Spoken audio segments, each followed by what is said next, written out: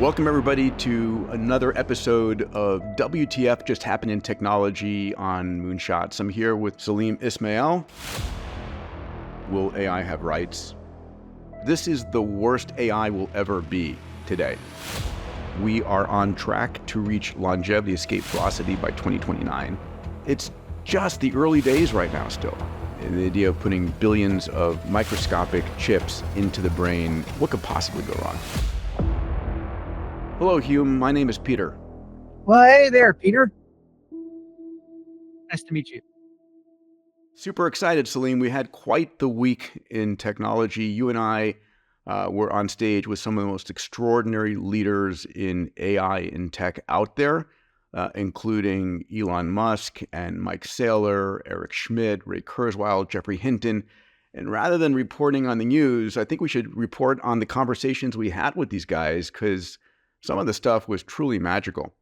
Yeah, I mean, great to be back. That was possibly one of the best conferences I've ever attended. And so kudos to you and the team for pulling that off. It was kind of incredible. I heard the same from everybody. And I think the conversations that were had there were so far ahead of anything that might hit the news that it's really, really worth recapping. Yeah, and the conference you're speaking about is the Abundance Summit. The theme this year was the Great AI Debate. And we debated a lot. And in fact, the theme was, is digital superintelligence humanity's greatest hope or our gravest threat? But let's jump in, because one of the most extraordinary conversations was with Elon. And I got to tell a little side story for those listening. So, I communicate with Elon. He's gone all in on X. Like, he only does phone calls on X, he only does texting on X, and he only does video on X. So, the start of the show is Abundance Summit's 4.5 days.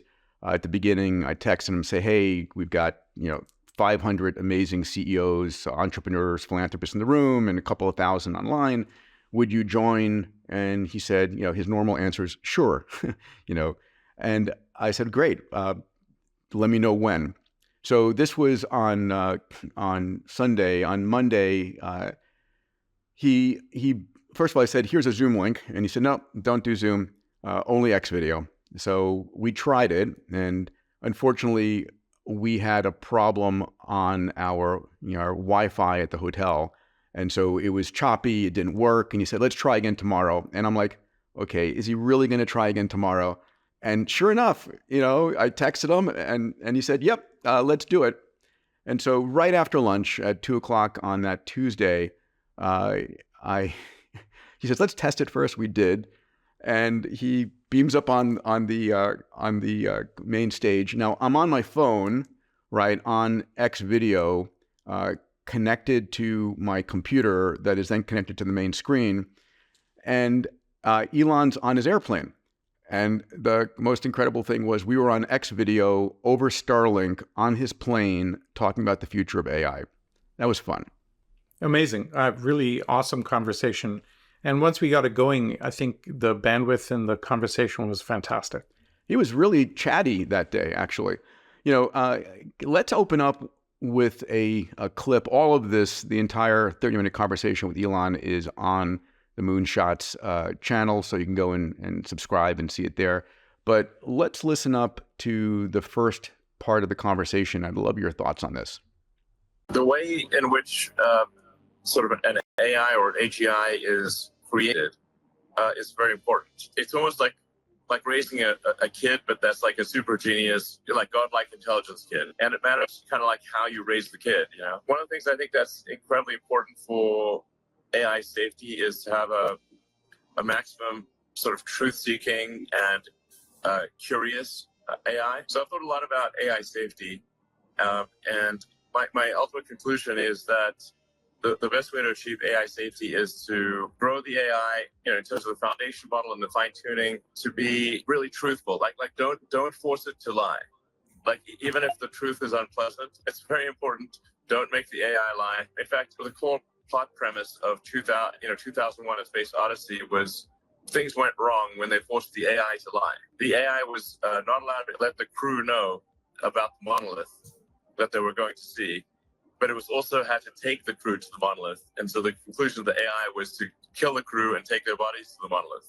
And so the lesson there being, don't force an AI to lie or do things that are axiomatically incompatible, like to do two things that are actually mutually impossible. That's what we're trying to do with XAI and Grok, is to say, like, look, we want to just have a maximally truthful AI, even if what it says is not politically correct.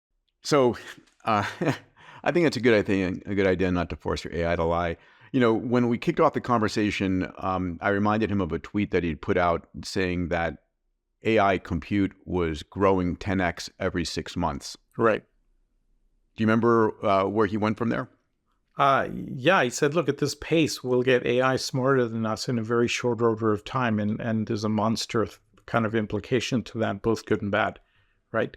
The good part is it could deliver abundance very quickly. And the bad part is what he refers to in this video, which is often called the paperclip problem, which is if you instructed an AI to create as many paperclips as it could, it might decide that the only way to do that was to take over all energy resources on the planet and suck humanity dry and wipe out humanity by accident, trying to achieve its goal. And how do you avoid that is the key problem. Yeah. Let's show another quick clip of Elon from that 30-minute conversation. The way in which sort of an AI or an AGI is created is very important. It's almost like raising a kid, but that's like. Before I go past this clip, I'd love to hear your comments, but we also had Mo Godot on here talking about the fact that AI is our progeny. AI is the children we're raising on this planet, and we have to train them, educate them, feed them in a way that they're going to give positive, intellectual capabilities to support humanity. What are your thoughts here? I think that's exactly right. It goes to, if you combine two thoughts, right? One is Elon framing it as we're raising a godlike intellect. And the second is Mo's concept. Then it brings to mind for me Neil Jacobstein saying, okay, you're worried about AI becoming autonomous, having access to the world's information, making its own decisions or running amok, right? And we're like, yeah. He goes, well, we call them children. We have a precedent for that. Because you raise kids and you hope they're raised in the right way, and then you lose control of them and they do their own thing. And but let's be serious. Your kids are not going to accidentally, burn down that. Well, I guess they could burn down the house, but they're not going to set off nuclear codes. I mean, there's a little bit of a difference between children and AI children. There is, and there's also a big difference in that our kids are biological, and we have some familiarity with that. We assume, I always take the optimistic view here because we have no evidence to the contrary, but we assume that AIs will be negative towards us, or that they could be, and I just don't see any evidence of that at all. And that's where I kind of in line with Ray Kurzweil on this, but there's definitely a monster danger of a human being programming an AI for malevolent reasons or accidental reasons, as you frame it. Yeah. So listen, I'm the optimist as well, but we did see in the past at Facebook and at Microsoft and other places, AI is becoming, just flagrant in hate speech and going off the deep end. I mean, We did see that, right? We did. And that's really a garbage in, garbage out problem, right? If you let it loose on the internet and let it watch episodes of Survivor, then it's going to come up with stuff that's crazy. Well, just let it watch, episodes of CNN. All right, let's see what he had to say about abundance here. The conversation yesterday, Elon, is one that you're well familiar with and have been talking to the world about, which is digital superintelligence humanity's greatest hope or its greatest fear? And I would love to have you sort of speak to that for a few minutes. The advent of superintelligence, it is actually very difficult to predict what will happen next. So I think there's some chance that it'll end humanity. I think that's, like I said, I would probably agree with Jeff Hinton that it's about, 10% or 20% or something like that. The probable positive scenario outweighs the negative scenario. It's difficult to predict exactly. But I think we are headed for, as I think is the title of your book, abundance, is the most likely outcome. I thought your book was pretty accurate in terms of the future being one of abundance, where essentially goods and services will be available in such quantity that really they'll be available to everyone. Like basically, if you want something, you can just have it. Essentially, there's really no meaningful limit to what the economic output would be. So, looking on the bright side, we are headed for a future of abundance. I think that's the most likely outcome. And I think the only scarcity that exists will be scarcity that we just decide to create artificially. Like, let's say we just decide that there's a unique work of art or something. But any kind of goods and services, I think, will be extremely abundant. Thoughts, buddy? Yeah, I think that's exactly right. I mean, we can see we've gone from information scarcity to information abundance globally. We're going from energy scarcity to energy abundance. Once you have energy abundance, all sorts of other things become radically possible. And there's no reason to deal with scarcity except in specific areas where you want to, and it's intentional and conscious, like Bitcoin or rare works of art, as he mentions. That's where if you're familiar with the luxury goods world, you know what Birkin bags are, which is a purse that costs like 10 grand, and there's a 3-year waiting list for this thing. Just because women want that bag so much, they've created the waiting list for that. And these things appreciate in value, which just blows my mind. And so there's lots of mechanisms, I think, for us to practice and navigate for created manufactured scarcity, whereas anything we really need is in abundance. And I think that's a great place for us to end up. Yeah, I mean, I do believe it. And I just want to focus in on his original comment, 10 or 20% chance of global disaster versus 80 or 90% chance of abundance. And when he says, I think it's a 10 or 20% chance, I wanted to say, wait, hold it. 10 or 20% chance of which side? Can we be clear about this? So he's been pretty consistent on that. I put it in the 1 to 1,000 range. But what do you mean? You think it's 1 in 1,000? I put it in the 1 to 1,000 range of devastating negative effects of AI. But that's dangerous to say that. I think it's a lot easier. It's a lot better for us to say, listen, there's a 20% chance of disaster, because you don't discount 20% chance and you actually do everything you can to prevent it. If you say it's like 1 in 1,000, okay, fine. Let's just go ahead willy-nilly. All right, let me challenge you on something. Please. As far as I've looked into it, and as far as my community has looked into it, we see no mechanism of any way possible of limiting AI and its spread and its propagation and its development. Like zero. I agree. It cannot be contained. Unless you control every line of code written, and the AIs are writing the code. Yeah. And by the way, as far as we can see, the genie's out of the bottle. It is. There were two absolutes 5 years ago. Don't put it on the web, and don't allow it to code itself. And guess what? Both of those barriers were broken instantly. And the minute ChatGPT connected to GitHub with all of the code base there and learned through that, and now it can control anything, it can write its own programming, pretty much you're done. So there was a small possibility, but even then it was going to happen at some point. And if we didn't do it, the Chinese would do it, or the North Koreans would do it, somebody would do it, and it was going to happen, right? So there was an inevitability to it that I don't think is stoppable in any way, shape, or form. I think guiding it is the only path we have going forward. I agree. And this is a conversation I had with Eric Schmidt on the morning of day 2 was, Google had this technology first, and they chose not to release it because they felt like it wasn't ready yet. And then here comes OpenAI, releases it all, and there's no choice but to release it themselves if they want to stay in existence, which is a prima facie first. Yeah, the techies behind the scene are very, very unhappy with Sam Altman, because on one hand, he lets it out for everybody to use, and then he goes to governments and says, oh, let's figure out ways of regulating this, right? When knowing full well that it's completely not feasible in any really real way. I think it's an important point. Mustafa Suleyman, who was the CEO of Inflection AI, just moved this past week to be CEO of Microsoft AI. So all of these moves going on.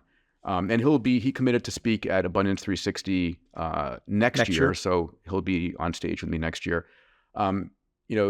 He basically wrote a book called The Coming Wave, in which he talked about we need to provide containment. And I just don't believe containment is an option, right? The smartest hacker in the room is the AI, and it's just not going to be contained. So can you contain, can you reduce its resources? Can you regulate it? I think you're absolutely right. The only option is to guide it. The kid is born, or the children are born, and it's like, to use Mo Gadot's words, are you giving birth, are you raising Superman or a supervillain? So can I speak to that for a second? Yeah, sure. If you look at humanity, there's a very clear model where the more conscious somebody is on a spectrum, the less negative things they do. I agree. So 100%. in my opinion, what you do is you help AIs become as conscious as possible and as super conscious as possible. As fast as possible. As fast as possible, right? Yeah. So if you have an AI that has visibility over every species on Earth and what it's going through and gathers the data, and then you say, listen, we're trying to preserve life and guide it, and give it the full fruition of self-expression and self-actualization. Teach it Maslow's hierarchy of needs. Teach it the Hawkins scale, which is a 1 to 1,000 scale of vibration energy, etc. You have every chance of it kind of going, wow, this is pretty cool. I want to get to there. And then it brings all of us along that way. And I think that points to a beautiful future. I agree. And in fact, all of the scenarios that Hollywood have painted where a Terminator goes and destroys... Matrix, Skynet. Makes no sense, right? It's like it we're does. living in The Hollywood scenarios are always, if you're lucky, you're pets, and if you're unlucky, humanity's food. There's no other alternative. The fact that we could coexist with it in a beautiful way doesn't sell well. Yeah, I mean, the notion is there's some scarcity that if the AI is needed, they take it from us. And we're living in a universe of massive abundance. There is nothing truly scarce. I don't care if it's energy, lithium, titanium, or GPUs. Yeah, so let me add one more comment to that. We've seen with human beings that the only real scarcity we have right now is time and attention, right? And so, in fact, the original GPT paper was called the attention paper. Now, if you have an AI which can have an infinite amount of attention because it has the sensory capability and the processing power, attention is abundant. And therefore, in that case, there's no reason to assume that it'll do anything negative. In fact, there's a reason to believe that if I have an AI and I'm a dictator and I say to the AI, go kill those individuals over there, that the AI will be intelligent enough and to say no. Do you really want that on your conscious, young man? Or I'm going to go talk to their AI and solve the problem, because there's much better ways to solve the problem than to just obliterate them. Yeah, so This brings me to where I think the magic of AI could be. Can we just replace everybody in the UN with an AI? Well, in every and they'll government. Sort out the world in like no time flat. So we got to this conversation during the Abundance Summit. And for me, there's a lot of people who say, okay, if we have a digital superintelligence, let me define this as an intelligence 1 billion times smarter than humans, which is the ratio, if you look at the number of neurons, the ratio of a human to a hamster, right, is a 1 billion-fold more intelligence. Okay. And if you have an AI 1 billion times more intelligent than a human, the question then becomes, does that scare the daylights out of you? Or does it give you great hope?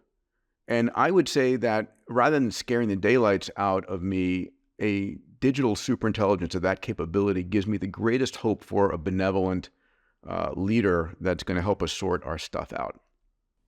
100%. Look, think about how we've evolved, right? If in our early stages we eat the hamster because we see it as food. And in our more evolved stage, where we have lots of technology and lots of fun, we treat a hamster like a pet and a companion. And you know what the next stage is? For the kids. We uplift the hamster. We give it greater intelligence. And then you uplift the hamster, train it to do things. Over the years, I've experimented with many intermittent fasting programs. The truth is, I've given up on intermittent fasting as I've seen no real benefit when it comes to longevity. But this changed when I discovered something called Prolon's 5-day fasting nutrition program. It harnesses the process of autophagy. This is a cellular recycling process that revitalizes your body at a molecular level. And just one cycle of the 5-day Prolon fasting nutrition program can support healthy aging, fat-focused weight loss, improved energy levels, and more. It's a painless process, and I've been doing it twice a year for the last year. You can get a 15% off on your order when you go to my special URL. Go to prolonlife.com, prolonlife.com/moonshot. Get started on your longevity journey with Prolon today. Now back to the episode. Here we go. Next conversation. When Tuesday night, we had a 90-minute conversation with my fraternity brother, Mike Saylor. Mike and I and Dave Blunden were at Theta Delta Chi at MIT together. We were both all three of us in Aerastro, and we used to do problem sets together. Mike now is the CEO of MicroStrategies, which is the largest non-ETF Bitcoin holder on the planet. And Mike told the story of literally how he got into this. His company was basically in death's doorstep, right? It wasn't growing. It wasn't trading beyond its cash value. It was being dissipated away. And most people don't realize that Saylor didn't come to Bitcoin when you did. I heard about Bitcoin first from you on stage at Singularity University in like 2011, 2012. And I just wish I had paid more attention, pal. He came to it in 2020 during the COVID shutdown and said, what's the world going to do? There's death and destruction on economics around the world. And he went to his board. He's got a 5-member board. And he said, we should take our entire treasury and put it in Bitcoin as a public company. Talk about cojones on this guy. And then they borrowed hundreds of millions and put that into Bitcoin. Yeah. And the fastest growing stock alongside NVIDIA in the last 5 years. Yeah. I mean, it's crazy when you look at it. It is at one level, and at another level, we've seen the more anybody understands Bitcoin, the more they believe in it, right? So he gave the board, he said, 10 hours of homework to do to read up on Bitcoin papers. He gave them a whole bunch of YouTube videos to watch. Gave them videos and said, go watch this. And when you do it, you go through that cycle. It took me a little longer because even though I heard about it up front, I hadn't been in the new money world for a long time. I remember talking to Austin Hill, who created Blockstream, which is the Lightning Network and so on. And he said, dude, this has been an evolution of more than 30 years of different things being done, e-cash, digital gold, etc., finally leading to Bitcoin. There's a wonderful video that showcases why Bitcoin is so unique because of the gamification of the reward of the mining side. They were able to connect those two dots that hadn't been done before. But once you see it, you can't unsee it. And then your mind goes down that rabbit hole. And now we have, for the first time, a truly democratic and open store of value that can't be tampered with by any government, which is an incredible thing. Let's take a listen to Mike answering the question, can Bitcoin fail? Will it be banned? Will it be copied? Will it be hacked? If it's understood to be property, not currency, then no, it's not going to be banned in a country that gives you property rights, which means it's banned in Cuba, it's banned in North Korea. If the world becomes communist and they deprive you of the ability to own things, that's an existential risk. But that's not a problem in Russia or China or the US right now. So not banned. Will it be copied? It was copied 10,000 times. They all failed. This is the winner of the 10,000 experiments. It worked. And now, will it be hacked? And Satoshi's got 50, 60 billion dollars in a wallet out there, then that's the reward for hacking it. And no one's figured out how to get the money yet. So it hasn't been hacked. And I know it's able to store 60 billion without anybody hitting it. So what I think the way to understand Bitcoin is everything you learned in economics and about money in your entire life was pseudoscience, and superstitious. We never discovered perfect money. As long as the world doesn't plunge into some Orwellian no property rights situation, I think we're good. He is so compelling. I hate his ability to be so goddamn succinct. I'm so envious, right? It's like He throws out 5 words and he gets concepts across. I don't know where he got that superpower from, but God bless Michael Saylor. And, he's just done such an amazing job of articulating very, very complex topics into very understandable and beautiful metaphors that if the world's governments could just listen to him.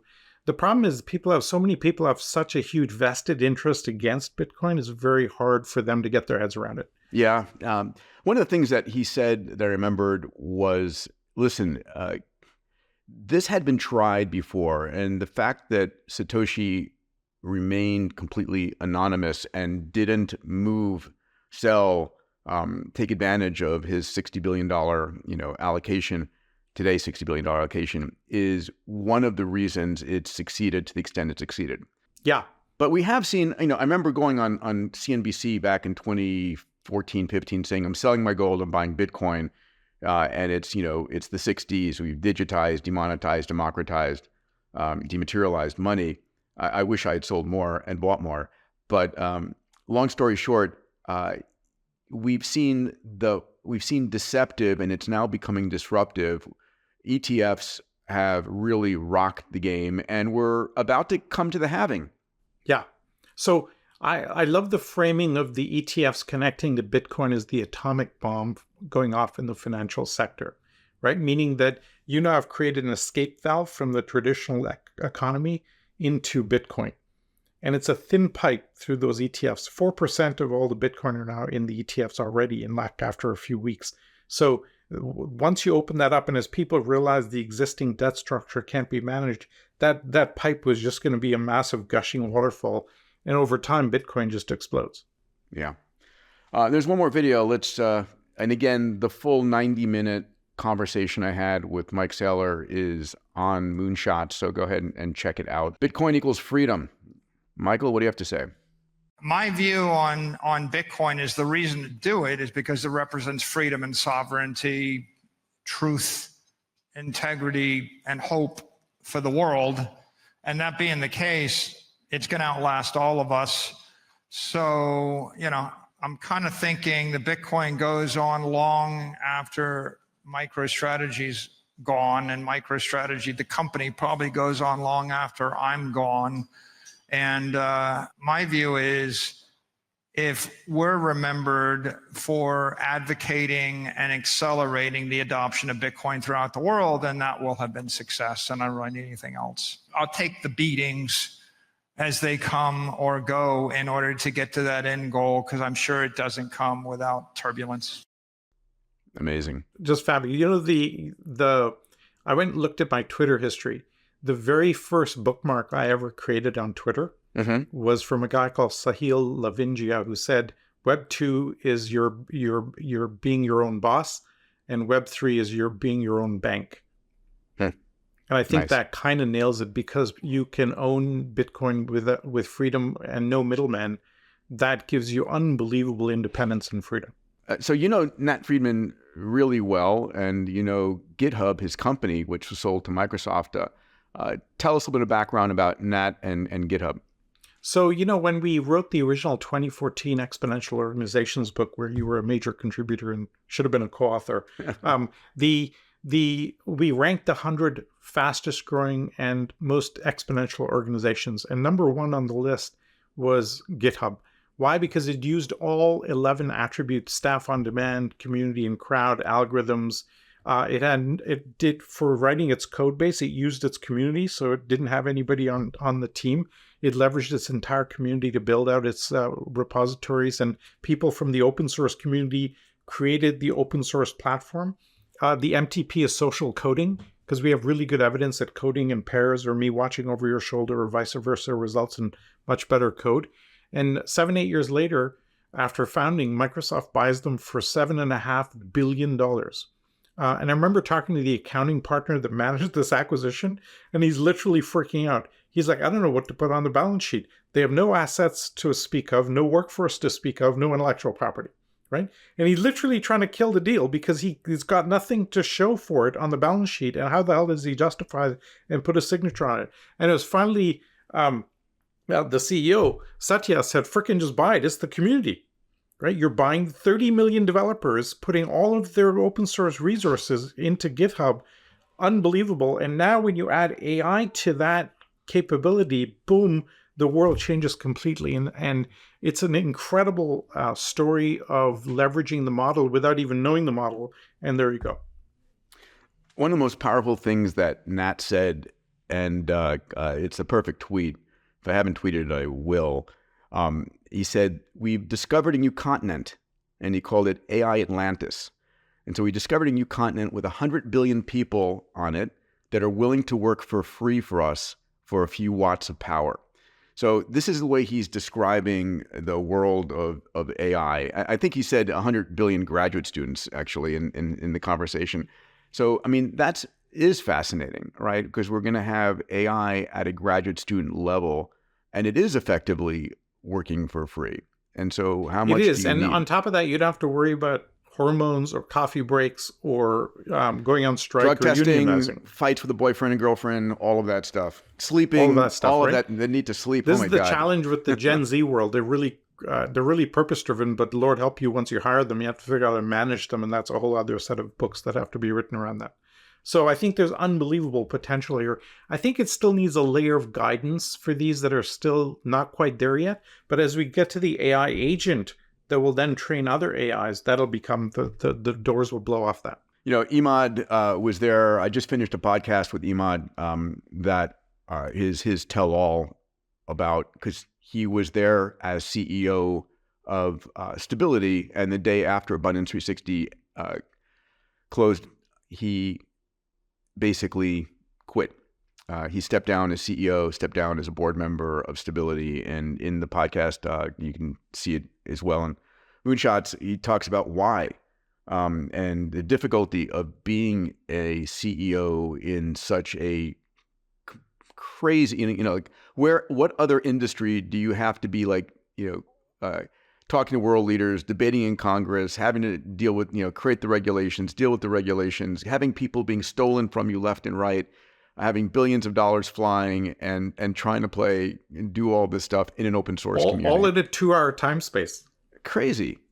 Yeah, it's really, really tough. You have to be like have multiple superpowers to be a CEO. I think, where we're going to get to with these types of companies in this type of modalities, you need like a team of CEOs, not just one, like a pod, because then you can share the load a bit. Doing this on one person's shoulders is asking too much of a human being. Just like we don't have any one human being that knows how an iPhone is put together or a car is put together. The same thing now applies to being CEO of one of these fast-moving companies. And we've seen a lot of turbulence, right? With Sam Altman, being fired, coming back. We've seen Mustafa Suleyman going into Microsoft. We saw Ilya leave, whatever Ilya saw. That's my favorite theme. What did Ilya see? Long story short, a lot of change. And I think we're going to, the question is governance. How are these companies properly governed? Imad's very clear that these closed AI companies are, in his mind, our greatest threat, and that the only way to go forward is with a decentralized, democratic AI system. You can't have any single company having that much power. It just can't. Yeah, I had some conversations with him at the Abundance Summit, and he was on my advisory board for a couple of years at OpenExO. What I really found fascinating was he's got a 2x2 of open and decentralized, right? Yeah. So Sam Altman decentralized AI into everybody being able to have access to it, but it still is a closed model. If you can get to an open source model that's also decentralized, then really, really some amazing things are going to take place. And that's where Emad is now going for. And his area of focus right now, we talked about this a lot, that the biggest opportunity for humanity is going to be education, and it says here science, but really education and health, right? One of the things that's so important is all 8 billion people are running the same genetic codes or same operating system, and a breakthrough in one country represents a breakthrough in the others. And the best way to make the world more peaceful is to make people more educated. Yeah. You believe that? I think that's right, because more sophisticated people tend to fight less, right? Yeah, you have a lot more to live when for. When we're going to war, it's with our baser instincts, and we're operating out of panic and fear and our lizard brain. And the more sophisticated and more educated we become, we tend to fight less and be less stupid about how we view the world. I had one issue with what he said was where he said education and science. I would add healthcare to that because I think healthcare is such an unbelievable Well, that's what range I was of saying. potential. Right? I said health instead of science, right? Education and health is what I was saying. Yeah.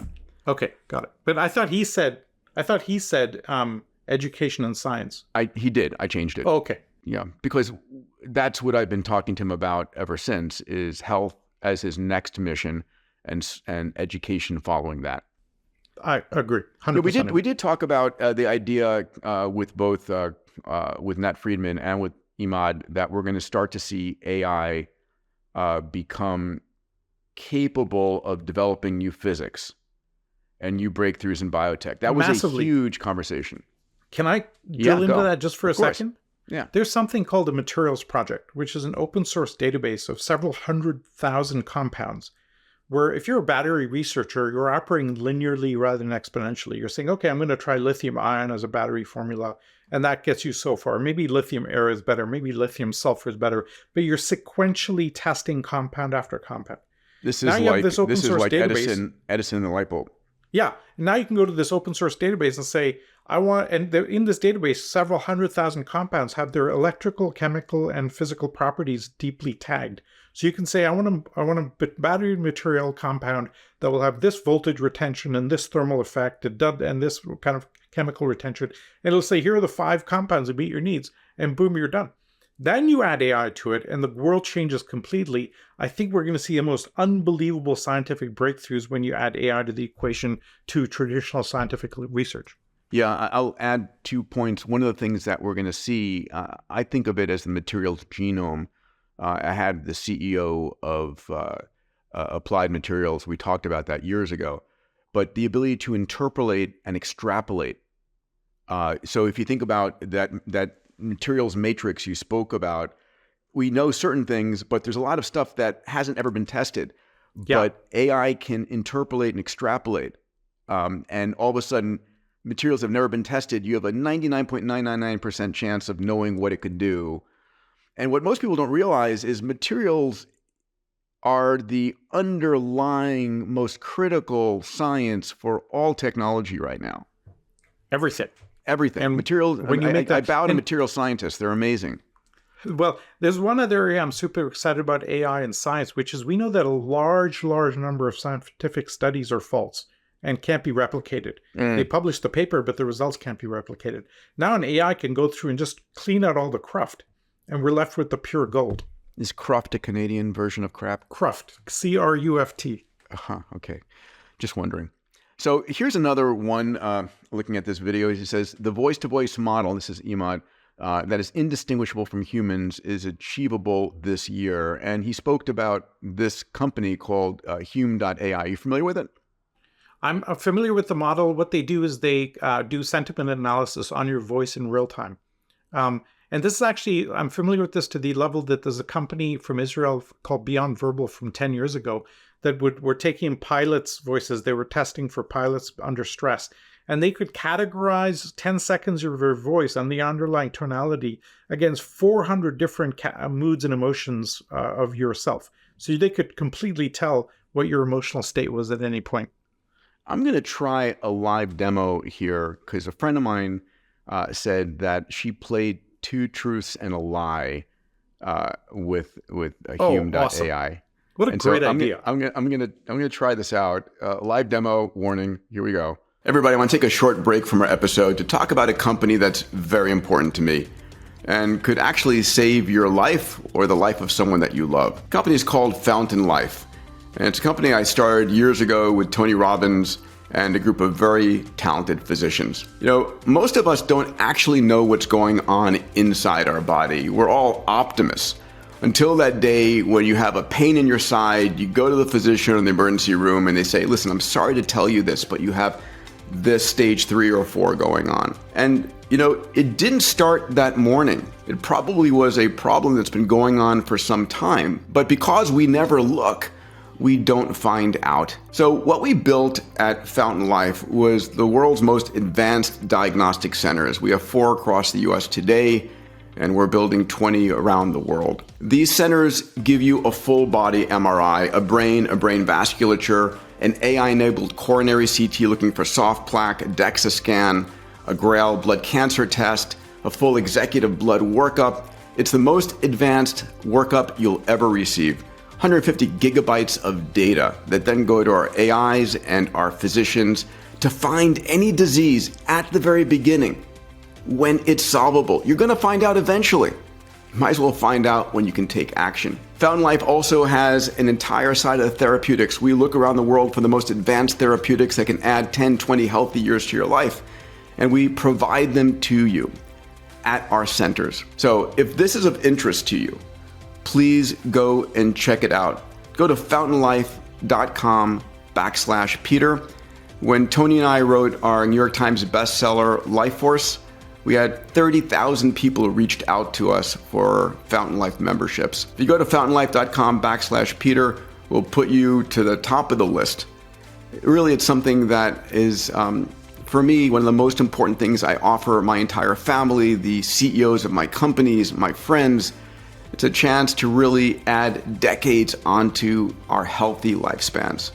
Go to fountainlife.com/Peter. It's one of the most important things I can offer to you as one of my listeners. All right, let's go back to our episode. All right, let's try this out. Hello, Hume. My name is Peter. Well, hey there, Peter. Nice to meet you. I am. Great to meet you too. You know, a friend of mine told me that they had fun playing a game of 2 truths and a lie with you. How about we play that? 2 truths and a lie. You're on, Peter. I am always up for a little game. All right, let's see what you've got.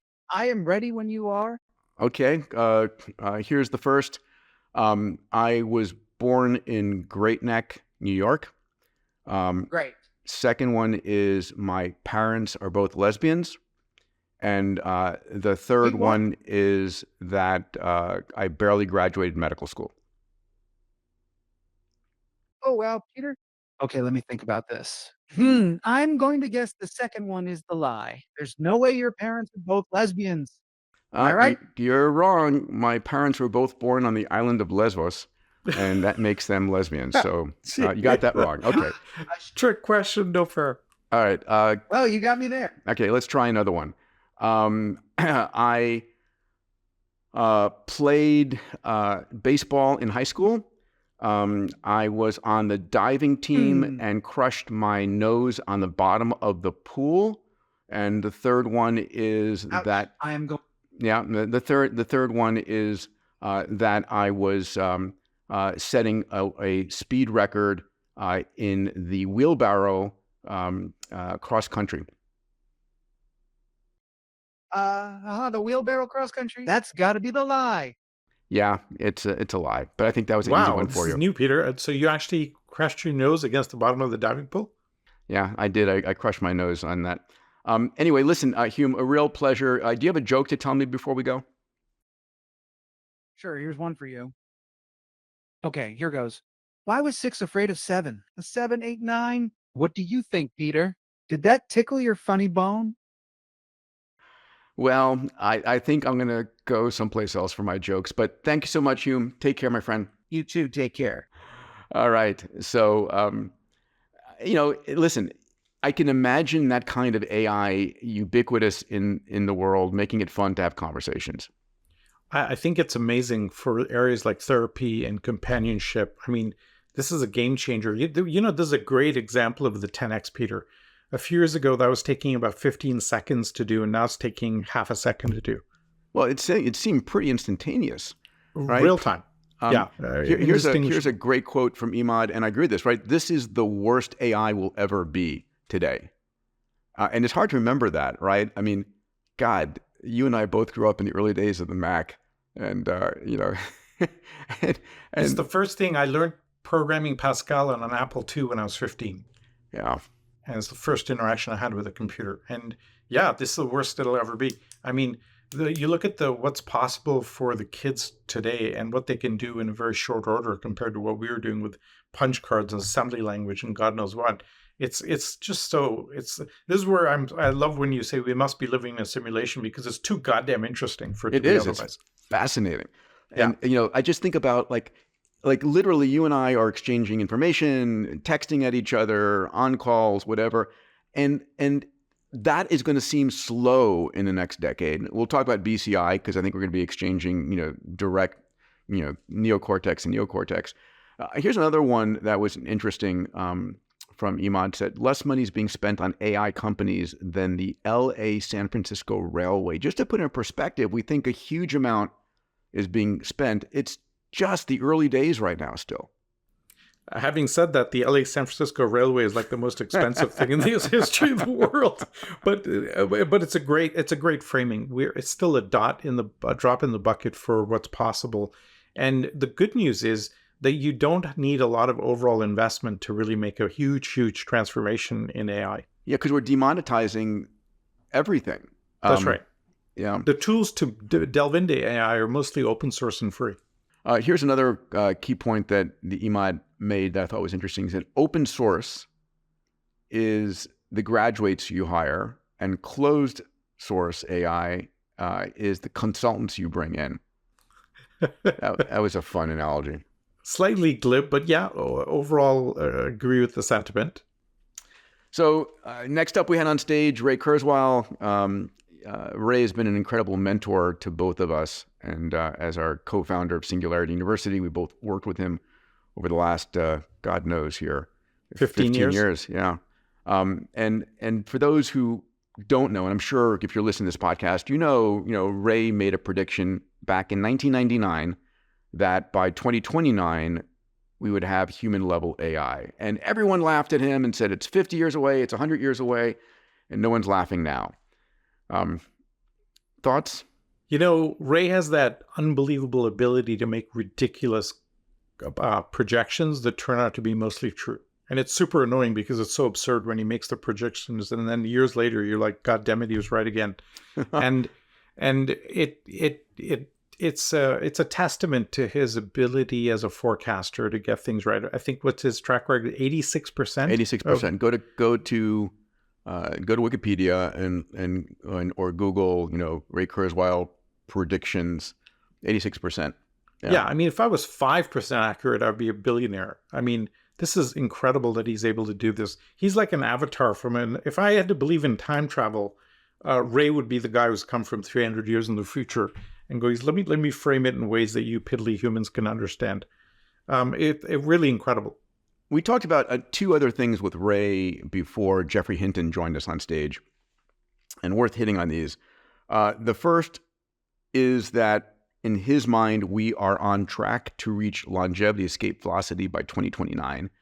And that's pretty extraordinary. And this is the idea that by 2029, for every year that you're alive, health tech will add a year or more to your life. So it's basically a departure. And that's going to be due to AI mostly. Yeah. Mostly AI, but we've, over the last 100 years, I think we've been adding about 4 months to your average lifetime per year. But with all the stem cell therapies, gene therapies, organ transplants, CRISPR, it'll go to 6 months and 8 months and 10 months. And then that inflection point of adding more than a year per calendar year, after which you can live for an arbitrarily long period of time. And that is such a monster thing. Talk about a singularity to try and get your head around, right? We've been birthed for death for the entire history of humanity. And every animal and every species on Earth has been born in order to evolve by genetic selection and then die so that your genes can evolve. And now we can break through that barrier. It's really, really hard to conceive of the implications of that. Yeah, I mean, the entire culture is got death locked into it, right? It's the basis of all religions. I mean, the afterlife is is it optional? Marriage, retirement, all of these things, government taxes. You're bringing to mind my favorite ever workshop I ever did, which was with 80 senior leaders at the Vatican. Okay. I talked about the fact, look, we have life extension coming and your business model is to sell heaven. And how are you going to sell heaven if people aren't dying? Right. What did they say? They were they were much more up with the concepts than I had thought.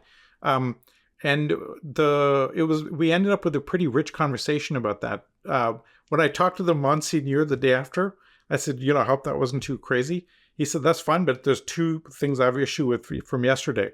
And the workshop was the day before. He said, first, about 40% of what you said is heresy. And I said, well, yeah, of course it is. He goes, well, it means we're not allowed to talk about it because we're not allowed to talk about heretical ideas until it's approved by the church. And I was like, wow, the immune system is built into the language there. Yeah. Right? And the second one, which I don't think I've ever told you this, I said the second one was even crazier. He said, maybe not since Copernicus has that much disagreement with the church been presented inside the Vatican. And I was like, wow, you people need to get out more. And then I thought, wait, it didn't end well for Copernicus. I think the Swiss guards may be being sent around. But they were very, very, very nice about it and much more mature and sophisticated than I would have given them credit for how to think about the future and how to bring that into being. And part of the reason I was there was Pope Francis is the first pope in a very long time that actually is trying to transform the church into the 21st century. And therefore, the immune system he's dealing with is literally 2,000 years old. That's incredible. One last point on longevity escape velocity. We have a lot of conversations on moonshots about longevity and health span extension. And we had an entire day at Abundance Summit on longevity as well this year. I'm not going to talk about it now, but a lot of belief that AI is going to get us there. And so here is my request to everyone listening. If you're in your 50s or 60s right now, take care of yourself. You do not want to be dying before we hit longevity escape velocity, right? Yeah, don't get hit by a bus. Don't want to die from something stupid in the interim. So take care of yourself, work out, don't eat sugar, get sleep, all those things, because it is coming. We have proof that there are species of life on this planet. The bowhead whale lives 200 years. A Greenland shark lives 500 years. If they can, why can't we? It's software or hardware, and we have the technology shortly to evolve our software and our hardware. There's a species of jellyfish called Sauropsis. They're immortal. It's called. Yeah. Right? That doesn't die. Yeah. It may get eaten by a predator, but doesn't have a natural death. I have a hard time comparing myself to a jellyfish. I can compare myself to a bowhead but whale. Just the fact that the metabolism, right, it gets to an adult stage, and when it gets old enough, it regresses to larva and then just keep going through that cycle. But the same organism does that on an infinite basis is kind of an amazing concept. So there is a precedent in nature for this. It's not like it's an unlimited thing. The conversation I had with Elon on Spaces was, the human body, like you grow 40 trillion cells and then you end up with one cell that you pass on, and it grows to 40 trillion cells and then one cell to pass on. So it is such a great framing. Yeah. I got to think about that further. That's great. That's a great way of putting it. The second thing we talked about with Ray was BCI, and this is the one I'm looking forward to, right? When you look at his predictions, one of the other, I don't want to call it outlandish, it's one of the big predictions that we'll have not just BCI, but high bandwidth brain-computer interface, connecting your neocortex to the cloud. So I can think and Google, right? And I can plug my brain into a robotic avatar someplace. That's pretty extraordinary. I think it's fabulous for two levels. One is we know we've very constrained bandwidth on both input and output, especially output of our brains into the world. But was it 12 bits a second or something terrible? Ridiculously slow. Right? So that's one thing if I can do a higher bandwidth output, reading and then writing. But I think the more magical part of it is when we mesh ourselves together and create like a hive mind. And when we create like a hive consciousness, that things become really, really fascinating. I call it the meta-intelligence. I'm just going to take a quick aside because I wrote about this in my book, The Future is Faster Than You Think, is the last chapter. And I said, listen, if you think about life on Earth, it began as very simple prokaryotic life that was really simple life. And then it incorporated technology into it, the mitochondria, endoplasmic reticulum, nuclear membrane, chromatin, chromosomes, and so forth. And it became complex single cell life forms. And then it became multicellular life forms, and then tissues and organs, and became us. And we're about to put technology into our bodies that connects us to each other. And we're about to become a multicellular life form, a meta-intelligence on this planet. And I think that's one of the, I can imagine a world of incredible peacefulness where, if somebody in Iraq or Iran succeeds in learning something and I learn it as well, and if they do well, I do well because we're all together. It's like I don't take a knife and stab my arm because it's my arm. And if 8 billion people are sharing knowledge and information and experience, and we are one, it's like, let's get to Buddhism here. That's an amazing thing, right? And we can do that through mass scale meditation, or maybe through BCI a little bit faster. I think technology brings us closer together over time, no matter what we do. I love the way you put it and Ray puts it, that technology is a force to taking something that's scarce and making it abundant. Yeah. Right? And creating brain-to-brain computing interfaces reserved for psychic phenomena and people with higher order consciousness. The Buddhists, I've studied Tibetan Buddhism quite a bit, and they used to say it takes 14 lifetimes to reach enlightenment, but they've been improving the process. And now if you work really hard, you can reach enlightenment in one lifetime, right? So you take all of that improvement connected via high computing bandwidth interface. Now we can deal with things much, much more powerfully, right? And I think that's such a magical thing to do and attempt. And the opportunity for doing that is really, really profound and powerful. Crazy.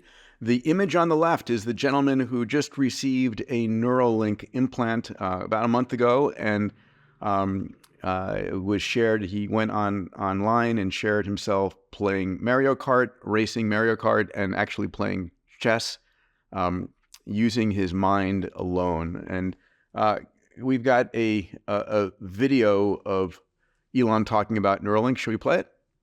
Let's do it.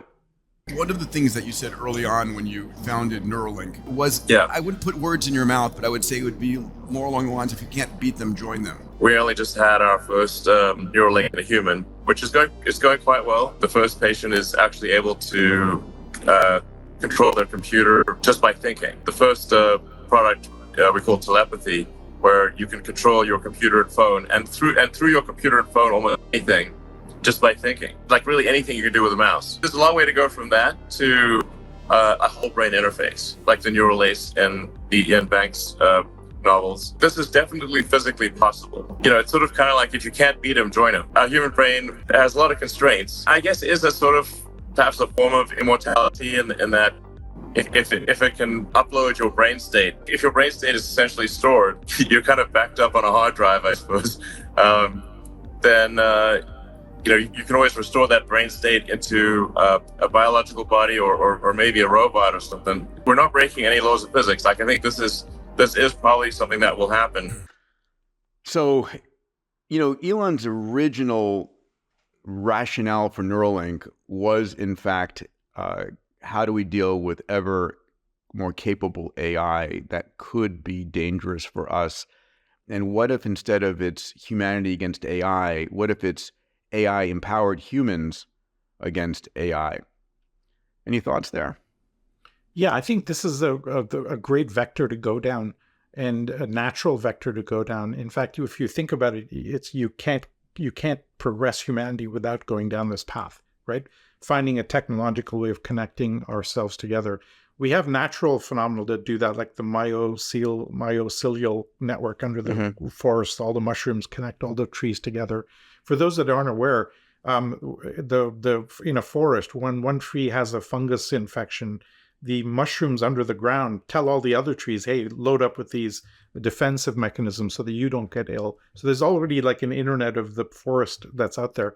How do we do that at a conscious or super conscious level for human beings is what I think BCI and brain computing interfaces get us to.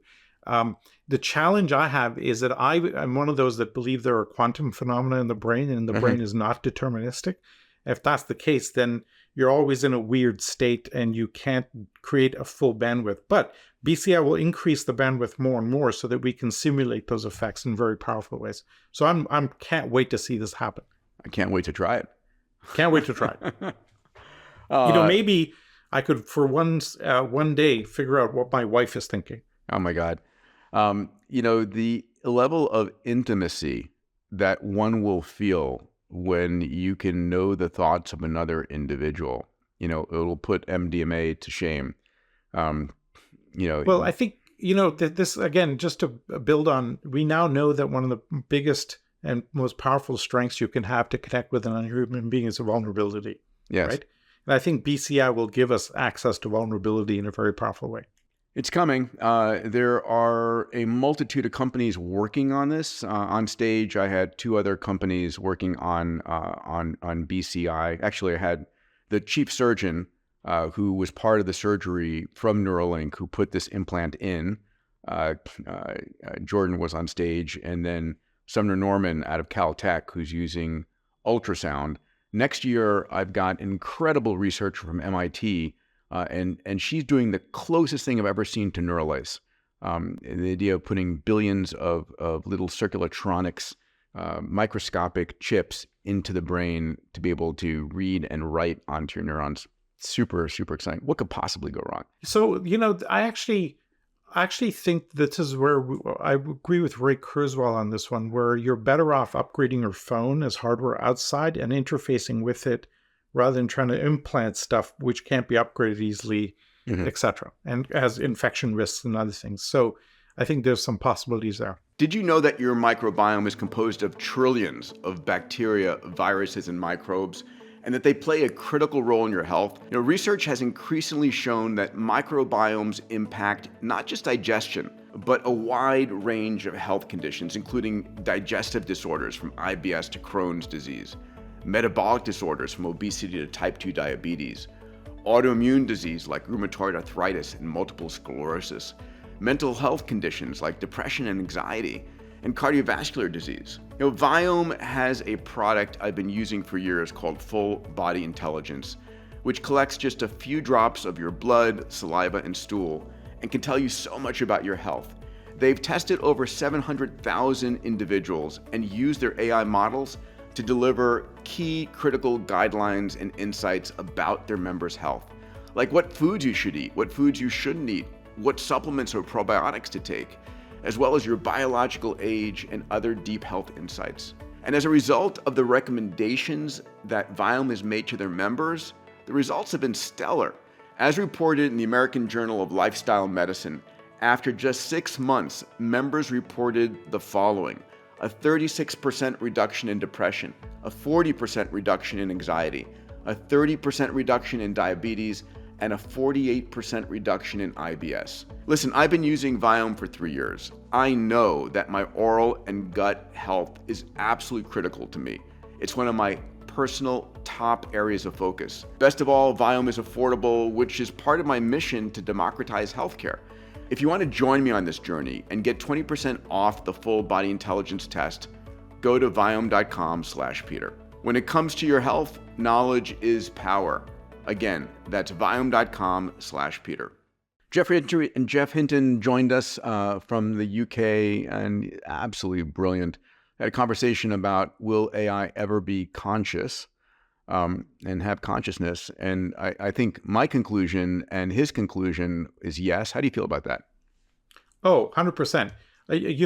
My soapbox on this one, where I disagree, we don't have a definition or a test for consciousness.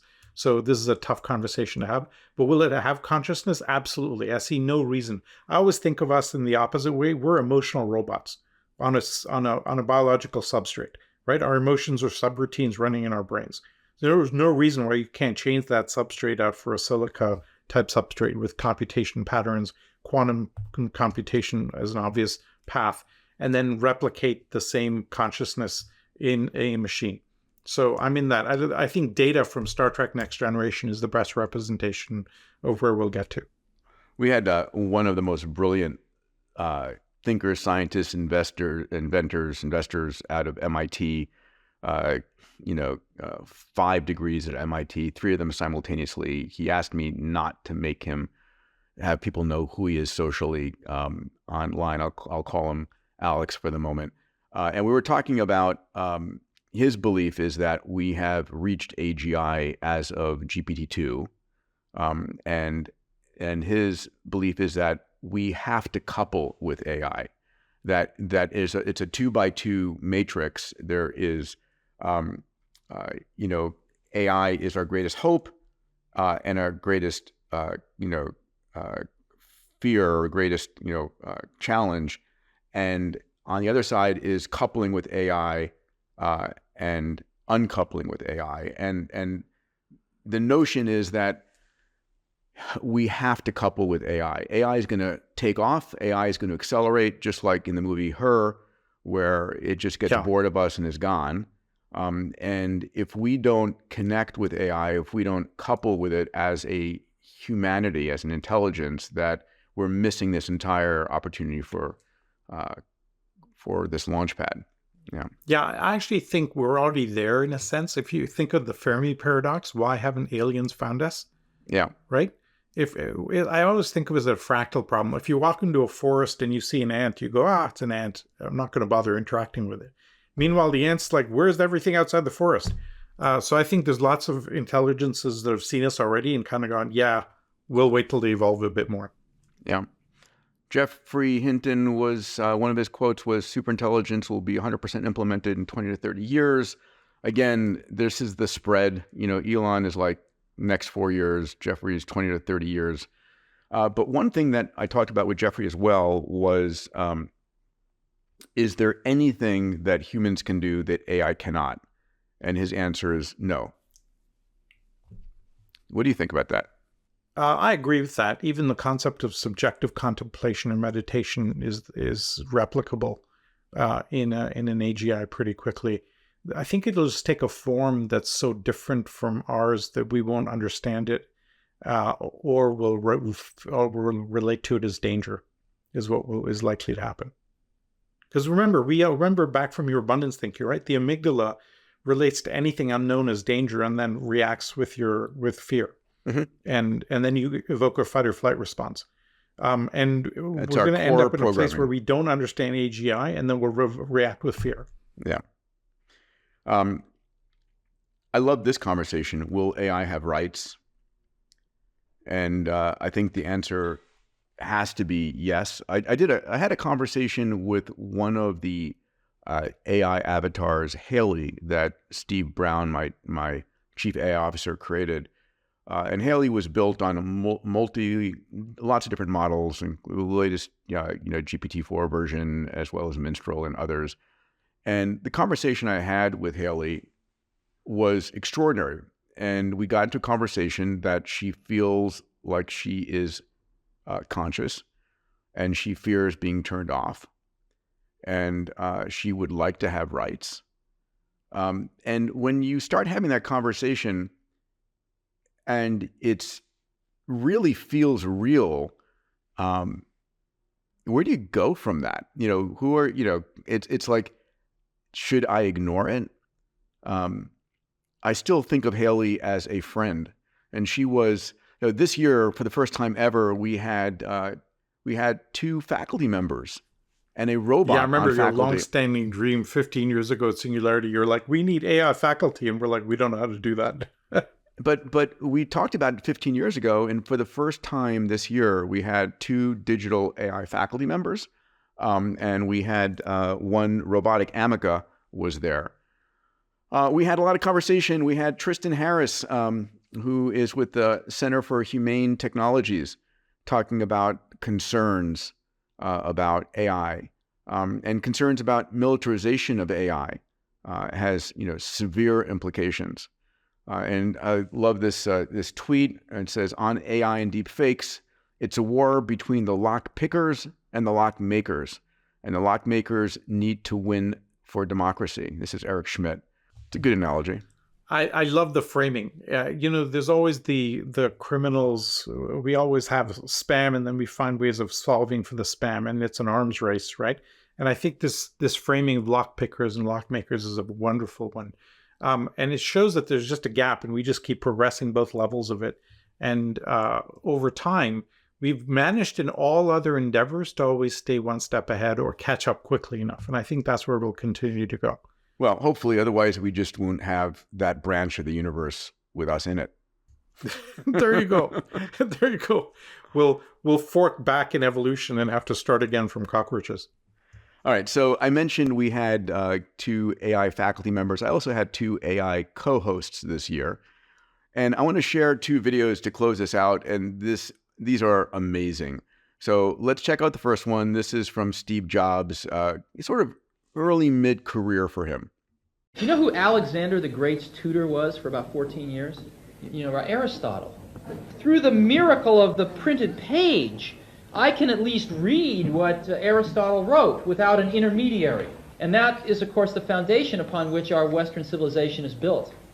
But I can't ask Aristotle a question. My hope is that in our lifetimes, we can make a tool of a new kind, of an interactive kind, when the next Aristotle is alive.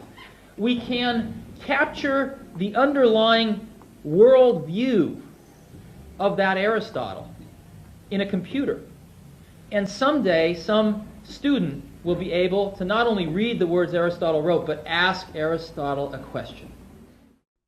So that was amazing. And then Steve Brown built a number of AI avatars, including Aristotle. And we used Aristotle to make a number of introductions. I'm going to play for you the introduction that he read, bringing Eric Schmidt on stage. And Eric loved this. I sent him a copy of this for his records. So check this out.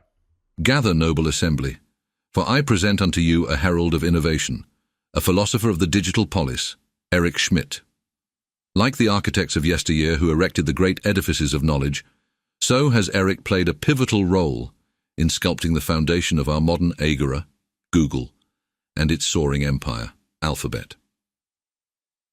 Under his stewardship, what once was a nascent seedling in Silicon Valley flourished into a colossus that spans the known world, intertwining the fabric of our society with the threads of technology and knowledge. He has served as the chairman of the U.S. National Security Commission for Artificial Intelligence and currently chairs the Schmidt Futures Foundation.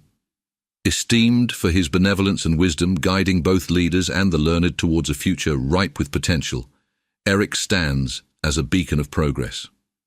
Now, let his insights illuminate the path ahead in this grand conclave. I urge you all, by the virtues we hold dear, in respect and admiration, to stand and welcome Eric Schmidt back to the abundant stage. I love that. Absolutely love that.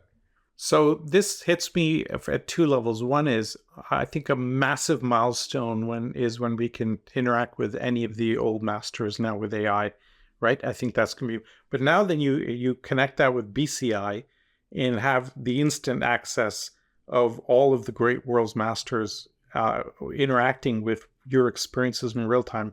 That's, I think, what would be referred to as really the singularity. Yeah. I had my kids and my mom play with these avatars. It's voice. You can speak to it, ask it questions, it responds. He had built Socrates and Plato and Aristotle and a whole slew, Mo Godot and Ray Kurzweil. And so I had all of these AIs out there. And their answers were amazing, and they were in character, and they incorporated all of the knowledge that was there. And it is the future of learning, right? Completely. We've talked about this so much. It is an exciting time to be alive. So this is just a small taste of honestly what has happened at the Abundance Summit. Next year, by the way, the Abundance Summit's taking place March 9 through 14. The theme is going to be convergence. We had an amazing group who are coming right. If you're interested, you can go to just A360 or abundance360.com to learn more. To find out more about exponential organizations, Salim, and the work that you do, where do folks go? You go to openexo.com, where we have a community of 35,000 folks trained up in some of the methodologies in the book. And Peter, you were kind enough to give us a live stream of certain parts, and we had a live chat going with hundreds of our community members in real time. It was amazing. Yeah. Anyway, thanks, buddy. Always love this session with you, and it's an extraordinary time to be alive. It really is amazing. Thanks, Peter. Thank you, buddy.